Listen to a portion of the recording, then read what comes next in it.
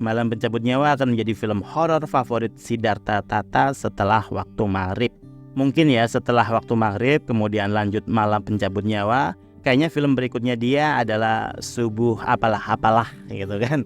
Tapi yang sudah pasti sih Sakaratul Maut.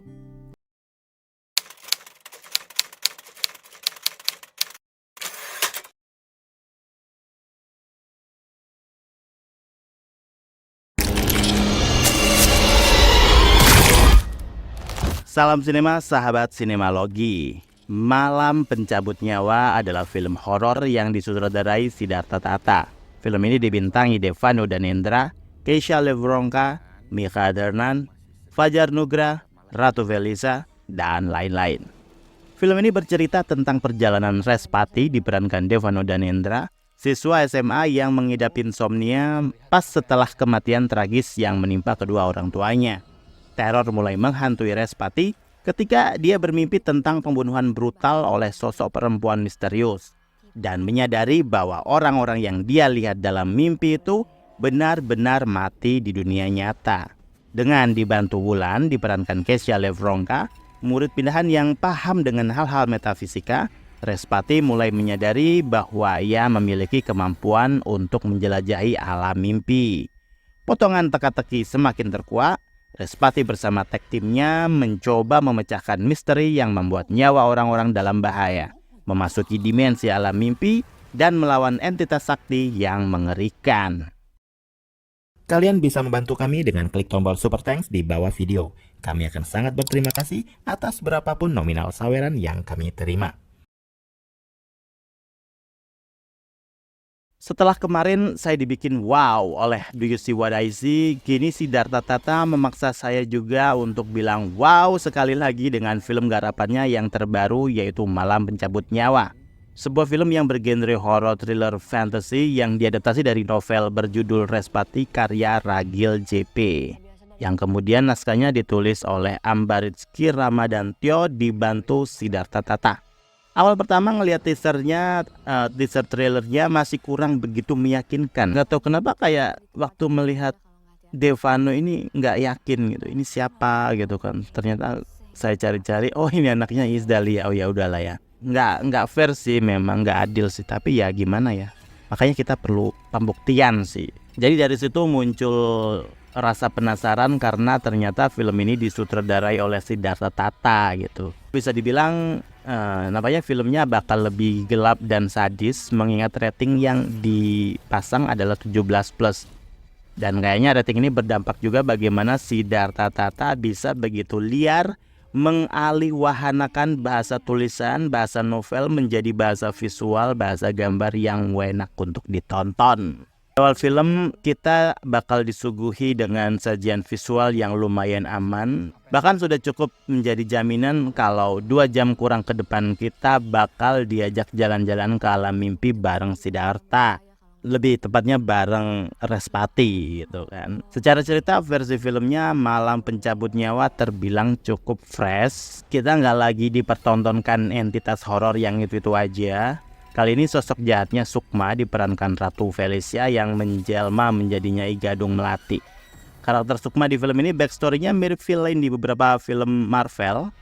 Ya sebenarnya nggak mirip-mirip banget sih, tapi montas perkembangan karakternya cukup signifikan ya. Jadi ya lumayan greget juga sih kalau kita tahu gimana cerita sejarahnya dia menjadi jahat gitu kan. Alur cerita Malam Pencabut Nyawa lebih bertutur dan runut. Jalan ceritanya itu nggak bertele-tele, walau mungkin di awal-awal menit film kita itu bakal disuguhi repetisi adegan. Jadi kayak adegan pembunuhan itu. Bagusnya hal tersebut sih nggak bikin bosen karena dieksekusi dengan baik dan lebih detail gitu. Bagaimana proses penggambaran sosok Respati yang dari nothing menjadi something di cerita ini berjalan cukup dinamis dan gak acak-acakan gitu kan. Siddhartha Tata berusaha menciptakan sosok zero to hero ini dengan segenap kearifan lokal yang ada ya. Background kota Jogja yang gak terlalu kental membuat film ini agak kehilangan nyawa khas Jogjanya. Tapi ya itu gak masalah juga sih. Beberapa dialog yang digunakan juga banyak campurannya. Ya lagi-lagi hal tersebut juga nggak terlalu mengganggu gitu. Konsep Waneronaut atau Oneronaut ya, ini tolong bantu gimana cara bacanya. Ini adalah perjalanan di alam mimpi. Memang jarang ditemui di film produksi Indonesia. Mungkin dalam beberapa adegan film ini sekilas mengingatkan saya pada film Jagat Arwah yang nggak mirip-mirip banget, cuman kayak ini kok mirip gitu ya. Universe yang sengaja diciptakan dan beberapa efek-efek gitu. Hanya saja Malam Pencabut Nyawa lebih bernyawa dan lebih maha, serta ceritanya nggak kemana-mana gitu. Ini contoh sukses sih, sementara Jagat Arwah ini adalah contoh nggak sukses. Yang saya suka dari film ini adalah ceritanya nggak ngalor ngidul, sehingga enak untuk tetap mengikuti kisahnya.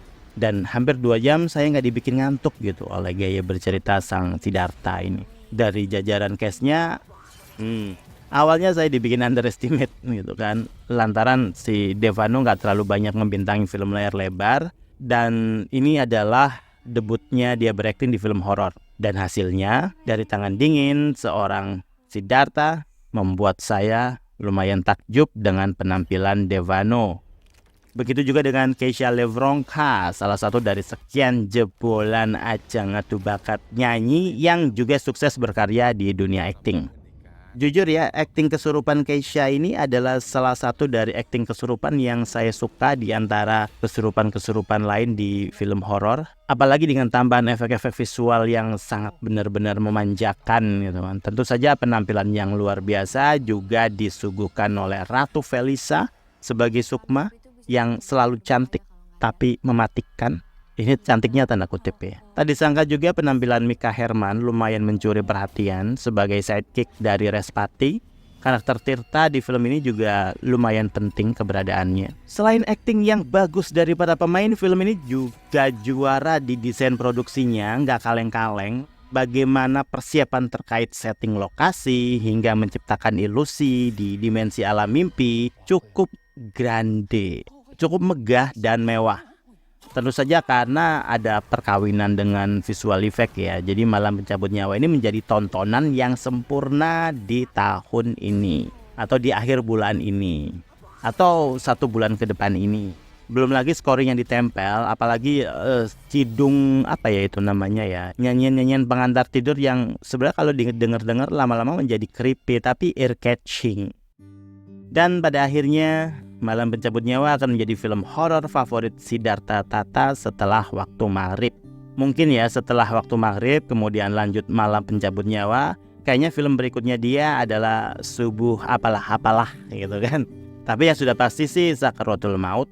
Nah, apakah bakal melampaui kualitas Malam Pencabut Nyawa atau malah terjun bebas hingga saya malas bikin review? Kita tunggu saja.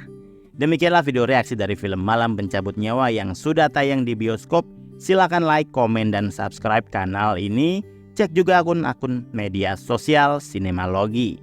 Dan jangan lupa bersinema dahulu, berbahagia kemudian.